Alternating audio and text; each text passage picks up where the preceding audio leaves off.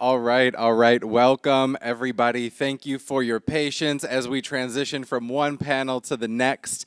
Thank you for attending our session on revenue management, maximizing profitability beyond ADR. My name is Sal Capizzi, Vice President of Marketing for Book for Time, and today I am joined by Zoe Lara, Senior Vice President of Sales and Marketing for Palladium Hotel Group, Salar Alimi, Resort Manager for the one and only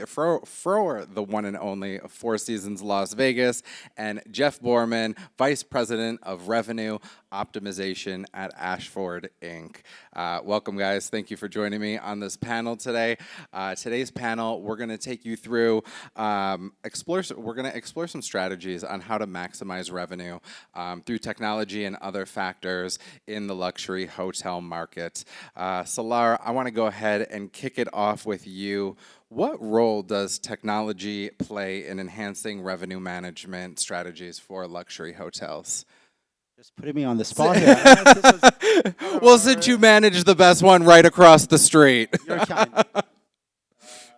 No, but I think majority of hotels are using some type of a platform for dynamic pricing, yielding, forecasting. So I think that's pretty common in the industry.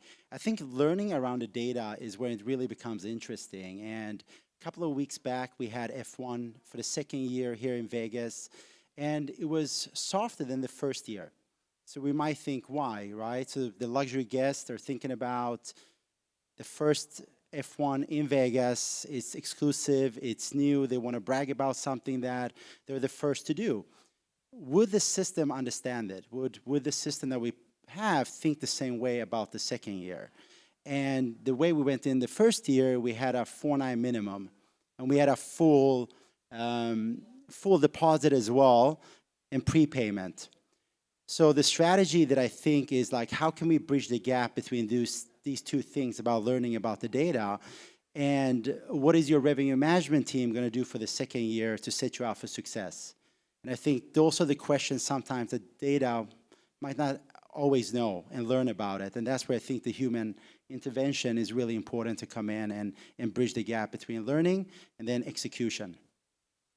And then I guess lastly on this topic too, from my side, I think these systems are getting better every day. So the question is, you shouldn't just have one or two people in your teams understanding it. And how often are you sending people for training?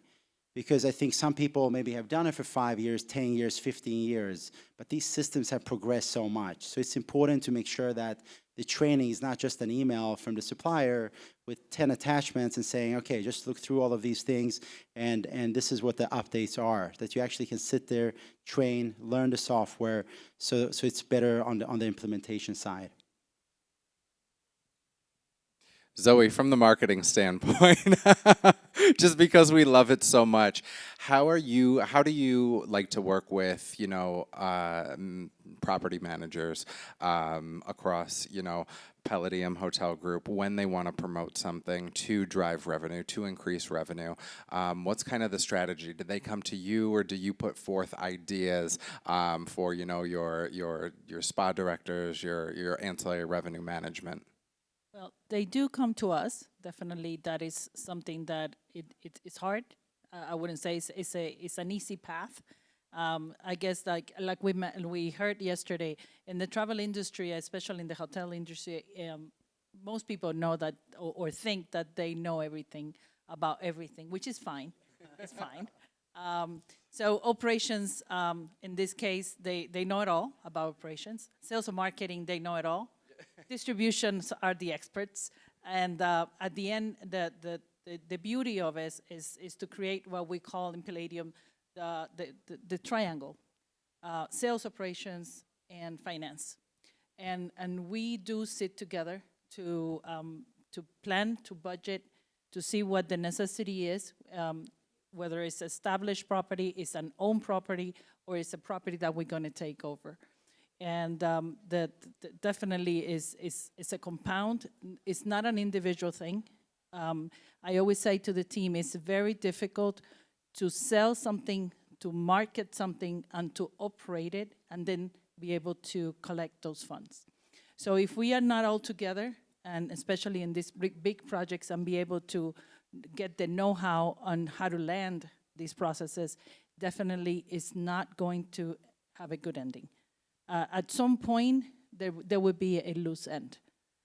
Definitely, we all need to sit together. We sit together more often than we probably appreciate. I have to say that. But eventually, every single time one of us do walk out of those meetings with something positive.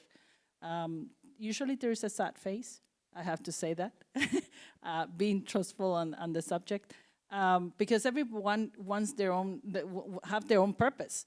But I think that working together and creating the base of those budgets and strategizing on whatever needs to happen is definitely a key.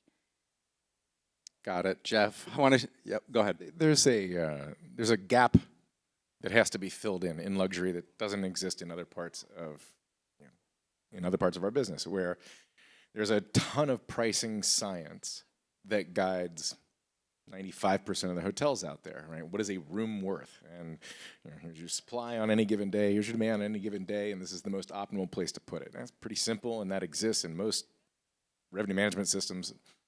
Take that into account with great effect, and they will outprice the person nearly every time, except for luxury. Luxury has that advantage on the entry level, but when it comes to pricing premium, that does not exist. The technology is terrible if it does exist. So when it goes to your hotel, right, your aim at the Four Seasons is not to sell a lot of entry-level rooms, right? That's something you have to do. It's not your purpose. You want those suites. What is the suite worth versus the room? And that's probably not the right way to look at it, but that's the way we're set up. Is a suite a $1,000 premium to a room? Or a $2,000 premium? Actually, it's not to the room. That's not how that buyer buys, and we don't have the tech support or the sophistication on the pricing algorithms to do that. So human has to intervene in that in luxury, and that's unique to this space.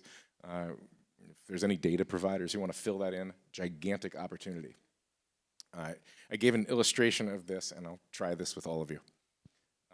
I'm going to do this in a very monotone voice because I want you to repeat it as you would say it.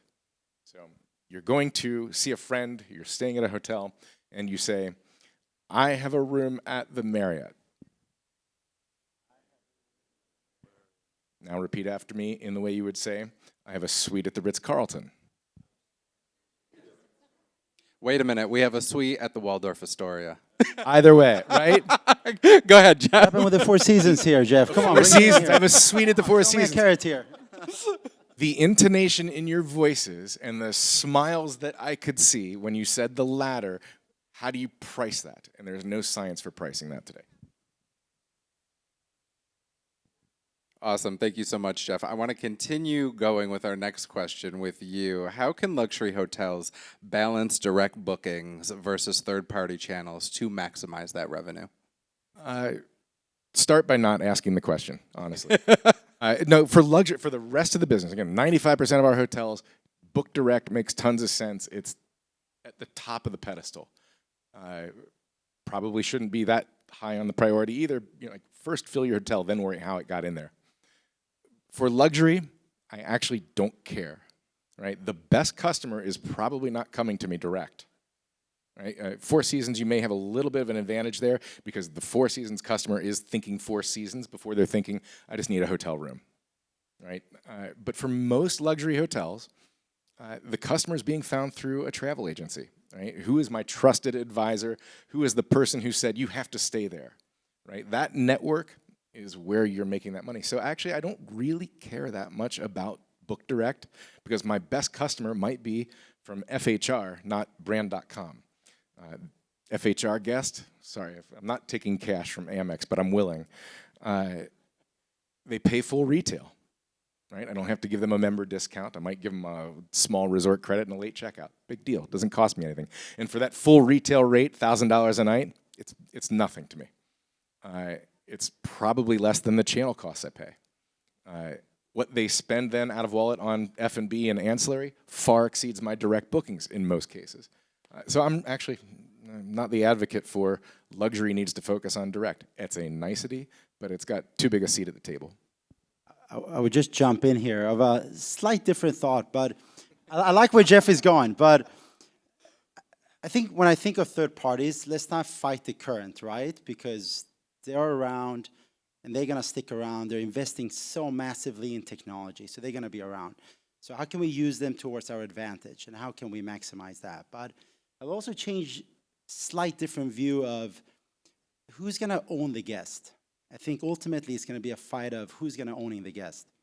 And if you think about, it's not just a tactical, but it's also strategy long term, like 10, 15 years out. And to Jeff's point, direct is very expensive because you're going to focus on CRM, web, search, social, all the other things that comes with that. But ultimately, I think the fight is who's going to own the guest and who's going to have the relationship. Because if I have whatever supplier that I have, if I have a relationship, I'm just going to call them.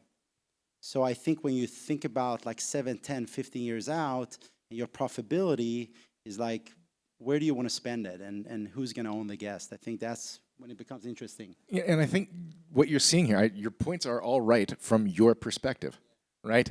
You work at one of the finest brands, if not the finest. You want to own that customer and create customers for life. I represent the owners of the hotels. It's not our business. I care about a P&L, and I care about what happened this quarter. And that's not my interest. For us, it's a little bit different. So we have it all. We have hotels in the Caribbean. We have hotels in Europe. We have city hotels. We have beach destinations. We have massive hotels of 2,000 rooms. And we have boutique hotels of less than 100.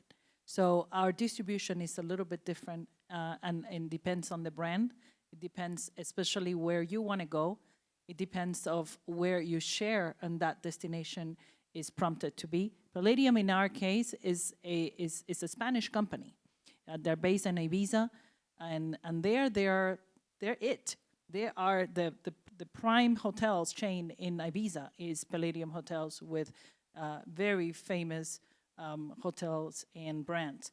And one of our target is to penetrate the U.S. market a lot more. So we do need that just various opening channels of distribution, although we definitely want that loyalty also to us, because that's the same client that is going to the Caribbean and is going to Europe and is going to Ibiza and is going to Italy and is going to Marbella. So this is the kind of open window that we do need to have as of today.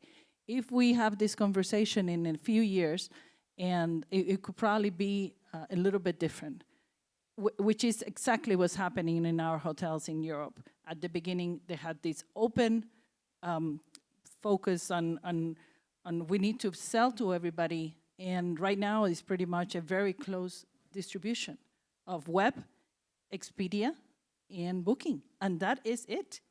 And it works. Not in our case in America. It's totally different because we have massive hotels, and again, everything else I was explaining before.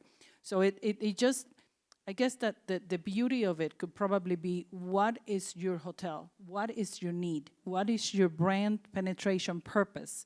Because definitely Palladium in the US is far from probably what Jeff, or in the case of Salar with a Four Seasons brand, represents in the US market. But what do you really want, need, and what is your base with your brand and your product? Definitely your product. If you have one of those very luxurious brands, or you have a massive brand, or you have a brand which is oriented to family, it's not the typical business traveler. Or if you have a mix, I think this is very important as well, and see how you're going to produce or target that revenue management, not only on the hotel or room side, but also in every single extras that the hotel can provide to those customers as well. I think if we step back to this distribution as a conversation around the cost of acquisition, right? That's all this is, and the thinking probably not right, but we assume that a direct booking or a brand.com booking, what did we pay to acquire that guest? versus what do we pay to acquire a different guest. What we're not throwing in there is what's the incrementality of that guest. And if 60% of if I'm a branded hotel, major global brand, and 60, 70% are coming through brand.com anyway, is the 71st percent of OC really worth all of that? Did I get a customer I would not have been exposed to? Probably not, right? Everybody knew about that brand. But if I reach out through agencies, if I reach out through any source that brings me a customer that I'm not entitled to otherwise, I'm not exposing my product to otherwise, I'm willing to pay far more than brand.com, and I'll do it very happily. Right, thank you guys. So Lara, I want to jump back to you. Four Seasons Las Vegas. How can luxury hotels effectively implement dynamic pricing without compromising their brand's value? You just had F1. What does that look like when you're trying to fill those rooms? I know your hotel's always full, but healthy occupancies. But I think dynamic pricing everybody's comfortable with today. Everybody has been on an Uber with surge pricing, or you buy an airline over Thanksgiving, the price is 3 times what you would paid the week before. So I think people are beyond the simple dynamic pricing. Where I get a little bit stuck is promotions and discounts. So if you go to any average hotel's website, they will have 8 to 10 offers on there. And the question is it to the same guest? And this is where it becomes a little bit tricky. And I think there needs to be some more thoughtfulness in general around packaging and discounts. What are you trying to impact? And we discussed this briefly here, but is it the suites? Is it to get booking 6, 9 months out so you have a non-refundable? Is it Sunday nights? So there's so much calculation. Is it couples? Is it families? Who are you trying to attract with your packaging? And I think this is where sometimes the disconnect comes. The other thing I would say is just around transparency. So I think once that is cleaned up in a way, you're attracting the right guest with the right promotion for the right dates, then it's about transparency. And many times, if a guest goes to the front desk and says, I need to shift my dates, I need to check out 1 day earlier, and they booked our non-refundable 9 months ago for 1/3 of the price, what is the agent's going to tell them now? So they're going to say, sorry, let me just, you can't change, sorry. Let me get my manager, right? So the guest here is already uncomfortable with the whole communication and start getting agitated. So I would say the training around the hotel about being able to speak about pricing and rates and how they shift. Because if you go back to the guest and say, oh, I understand, you bought something 9 months ago, it is non-refundable based on the rate that you got. And then I think from there you see what's the severity, death in the family, or what happened, and let's take a decision at this point in time. But I think people get frustrated if you can't transparently explain it. And I think this is something that front desk, reservations, concierge, whoever it is, should be able to comfortably speak about it. But I feel in hotels sometimes, it's like, oh, rate, ooh, people are a little afraid of the conversation. But I think dynamic pricing, people are beyond. And just like look at your promotional offerings, and does it make sense? And experiment. Take a weekend without any offers. Take another weekend with offers. And do you dilute? Do you actually increment? Like what happens when you do that? And tap it off, tap it on, try different offers, and sometimes you will get with experimenting to maybe where you like to get. So. For us, dynamic pricing is definitely a must. We do have some programs right now that we are continuously promoting by room category. We are already starting to promote and to sell by bedding, which is also an asset when you have so many beds to fill. We are definitely going on the same trend of promoting by mobile, by every single tool that you have out there to promote. Waiting ahead. A lot of things that are happening today is that as you go in the segmentation, and I'm going to go on that route now, you do have groups, and those groups usually, or weddings or events, they book probably 8-9 months ahead as just a typical tendency, and for whatever reason that drops.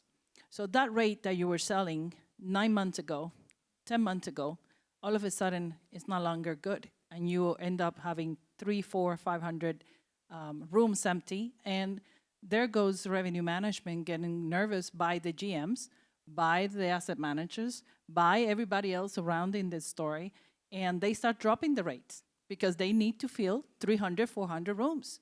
So that's when the issue comes, and our way is not what works for everybody, but our distribution opaque is what definitely works.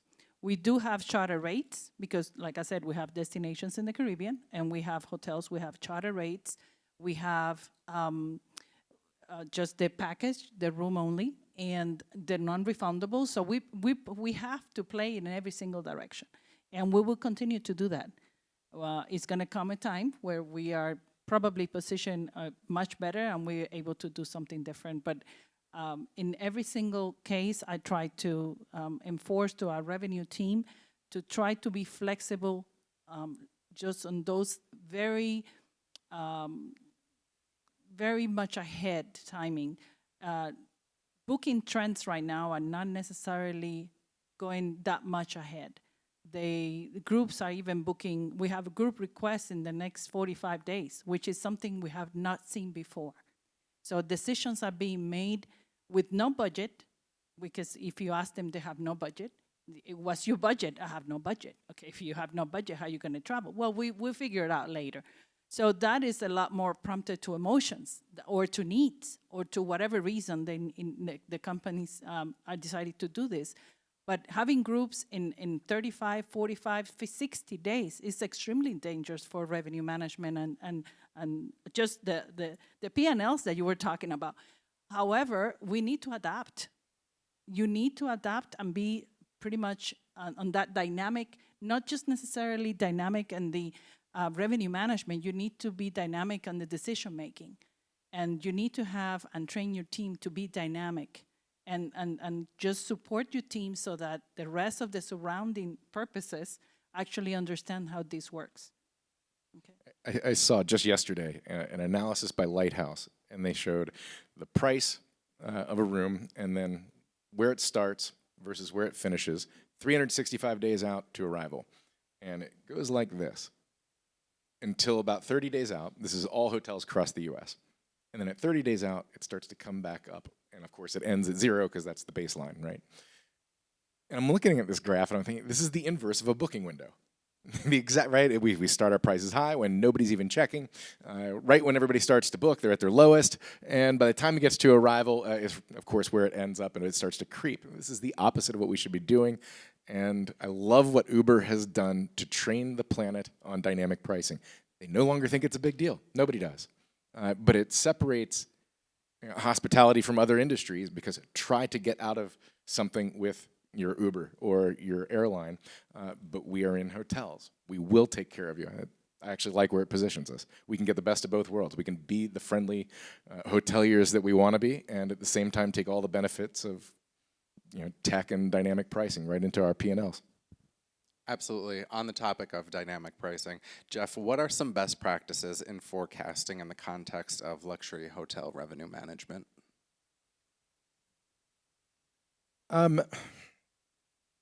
The accuracy farther out is far more important for luxury. You were talking about groups booking short term, right? I mean, it fits right in there. Most hotels, this is probably a very US-centric observation, but in a 12-month calendar, which is every year, they only have probably 6 or 7 months where they're actually updating a forecast, right? You start the year and then you don't touch anything for the first 3 months because it's just budget, which was probably set somewhere in October, so it's useless. You might true it up every month, but basically nobody's looking for January through March at a full year forecast. Very unusual. So then somewhere around April, everybody figures out a trend, usually drops their forecast for the year. Then there's about 6 months of legit forecasting. And then somewhere around August, budget season picks up and everybody locks the forecast, doesn't want to change it again. So you don't in Q4. So Q1, Q4, basically people aren't even updating their forecast in a meaningful way. We're also stuck on calendars. Right? Let's do a rolling 18-month, and everything would be better from that, right? Your system projection, how you price, staffing is probably irrelevant at that point, but a rolling 18 forecast, far more important to luxury than it would be for a select service hotel with a 90-day booking window. I like that, if I may jump in. I really like that 12 months, and we initially spoke about that too. It's so rare to see that people think far out. and I think about budgeting and things like that, how well you would do it if you always kept a 12-month rolling type of a forecast. But equally, I think the top line, I don't know, correct me, you see much more hotels. I think hotels are better at the top line. I think the expenses is when we get a little bit in trouble, and I think that's really when you think about middle management, how much do they know about P&Ls? How much do they know and take ownership of expenses? So that's an area that I think still there's quite a bit of growth in. The other side of it, I was a director of sales and marketing for many years. It's what happens when the forecast is really pessimistic and it doesn't look good. So sometimes I feel we put that analytical mind in there in regards to when things are not going well. We see a quarter that it looks terrible. So the only thing I would say is just make sure that you also put the optimistic side in when you look at it, and what can we actually do to change the scenario. And I know not every time you can put an ice rink in there or make this activation and do all of these things, but I think sometimes we become so pessimistic, we cut everything, and then we're just rolling with it rather than thinking, okay, what's the upside here? What are the things I can do? And if none of this works, okay, let's now start cutting and put contingencies in place. But yeah. I love a pessimistic forecast. I knew it, Jeff. Right? First of all, no one's ever been fired for making their forecast, right?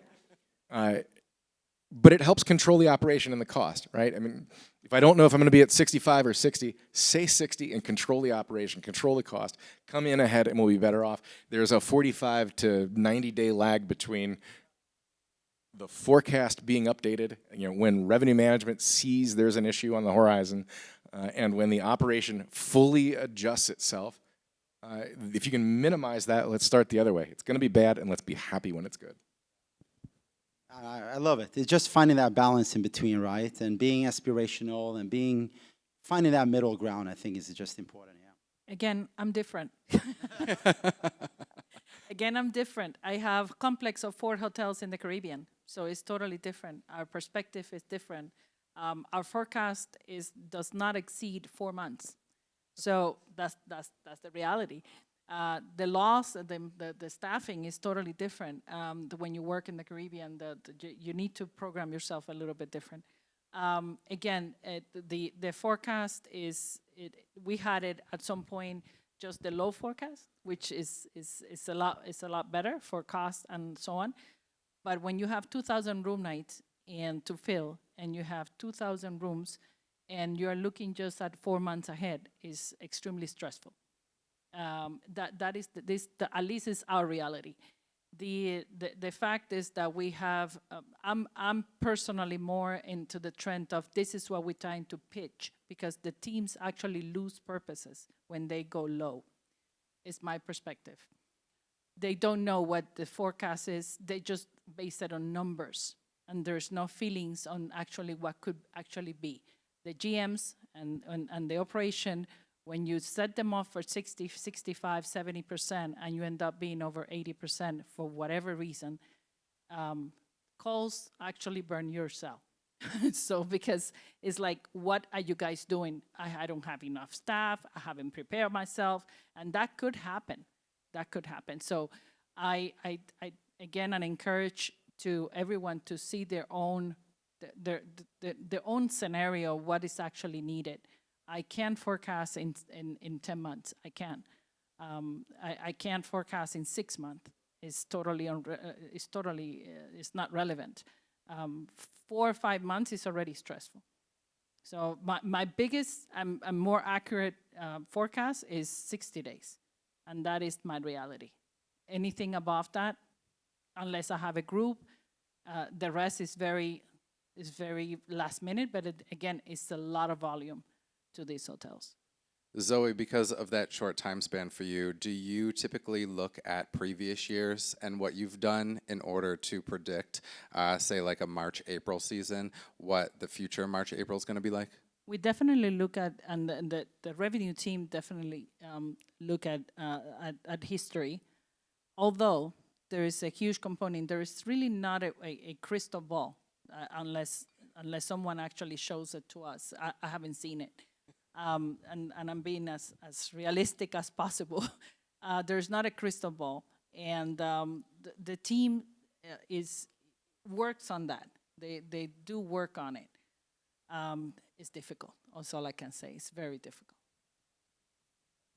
All right, Jeff, how does customer segmentation influence revenue management strategies in luxury hotels? This is going to be an interesting perspective because everybody oversees a different market on this stage. I think we already talked a little bit about travel advisors. The segmentation is really more important to luxury than anywhere else because there's so much difference between the value of each customer. A luxury hotel is the only kind that has the choice about how much OC it runs, right? A luxury hotel can run 100% at $200 or 60 at $1,000.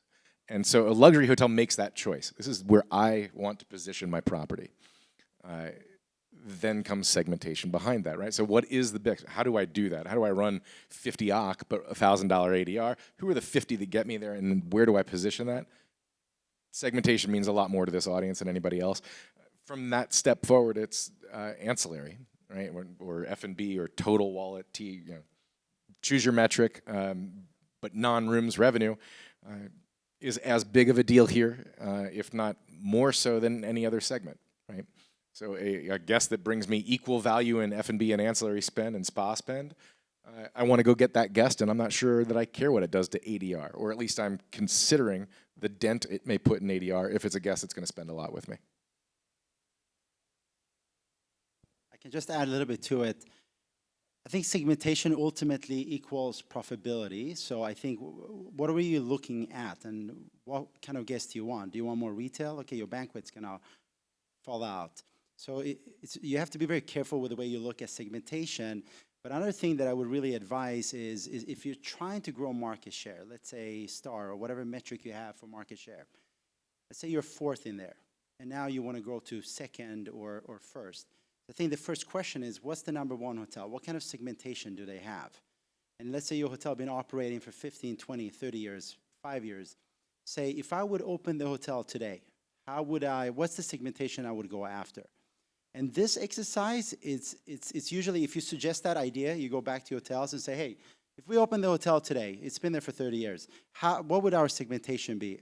I'm telling you, a lot of people will start to get very uncomfortable because suddenly you want to have 30% more in rate because you're fourth, right? You suddenly want to have 30 points more in transient occupancy, and it just gets very uncomfortable. And I think with that is truly how we can start being a little bit more intentional and actually start growing. Because when we do budget, we're so worried about, are we going to hit these numbers? Am I going to get my incentive? And when people do these type of exercises, they're going to still think about that and think about what's going to happen if I don't this ideal business mix, or what happens. But I would really challenge you to think in those terms and go back to your teams and say, what would ideal mix look like in 7 years or 5 years, and be very aspirational and see, can I move the needle a little bit? Can I start to move some of these needles? And with what we have done sometimes in the past, it's been really successful. So that's one tip that I would give everyone. I agree. Yeah. We have a three-year plan on what's our share was, and all that lands into revenue management. What's your share? Where do you want to penetrate? What kind of luxury brands do you have? Which are more massive? And not every. My best advice is to support these revenue management teams to understand that not the same formula works for every single brand and every single destination and every single hotel, even if you have them in the same destination.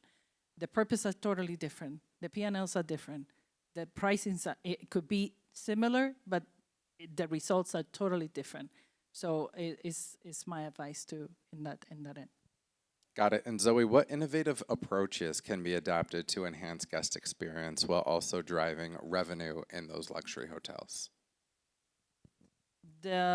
Our best practice is to pre-engage with that client prior to arrival. That's the only answer I can testify to. If you don't know what your customers do want, you're just going to deliver under your own standards. And your own standards are totally or could be totally different to what the expectations of the client is. Serving clients is a difficult target, even for all of us that are here. What could be quiet and elegant to me could be definitely boring for you, for other people. And I prefer quiet hotels just because my lifestyle is not on the type of quietness and tranquility. So I appreciate that. However, some people will think that that is boring. So what I'm saying is just to have that idea very clear on what is the client's need when they get there. What do they require? Some people don't even. You have 7. In our case, we have hotels that have 1, 2, 3 restaurants, and others have 14. And some people go for 2 weeks to a destination and eat twice in a restaurant.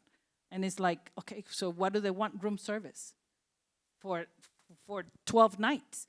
So the expectations, is important to know what your clients want and need during their vacation, time off, travel plans, or whatever comes along. I had an awful trip to the Maldives one time. Because we arrived, and on a 7-day trip, the spa was booked every day fully, dusk to dawn. And we didn't there was no outreach. That personalization didn't happen. We weren't proactive. Shame on me, I was told. But that's what it is. Okay, just want to thank you, the signing up there, like wrap up. So thank you for inviting us and for being able to explain a little bit of what we do. Of course, of course. With those last 5 minutes, I think we would like to take any Q&A that anybody may have. Yes. Sorry, I'm having trouble hearing you.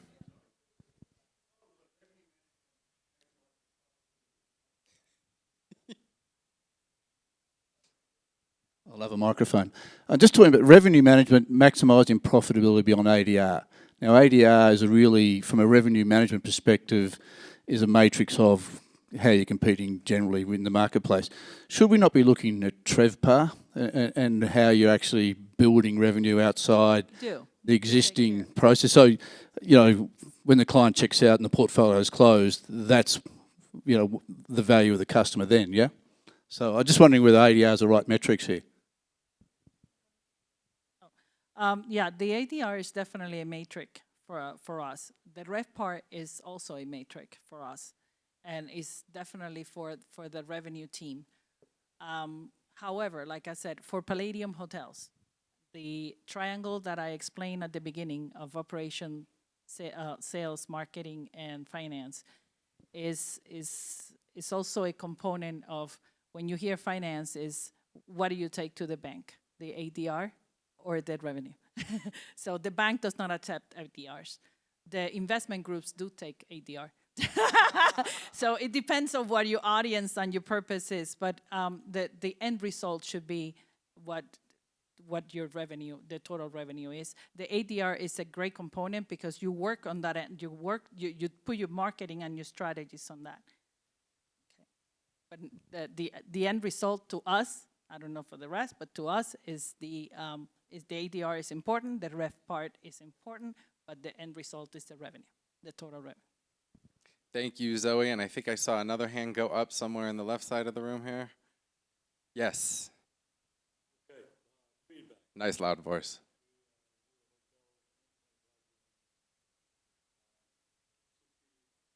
Not branded? Branded or unbranded?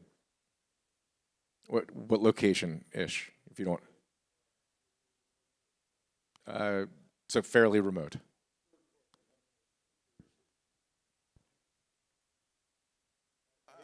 I mean, I'd have to find out. I'd have to answer that question. You'd have to know what's the size of the third-party opportunity in a small market in between Philadelphia and Pennsylvania, or in Pittsburgh. I think you got to see it more seasonality, weekday, what's your penetration? I think there's just so much to it. It's hard to, and every destination is different, right? So you might have something like Vegas where Expedia, and you're related to Europe where you have a lot of third parties based on the demand and where it comes from. And some places, a remote island in Maldives might be a little different. So It's just hard to take a benchmark like that. Measure how big that third party is. Let's use some tools to figure out how big third party business is in your area and whether you're getting the share you want of it. 15% might be 75% of what's available. You're fine. All right, thank you guys. Thank you everybody for attending you. our session today. Please give it up for Zoe, Salar, and Jeff.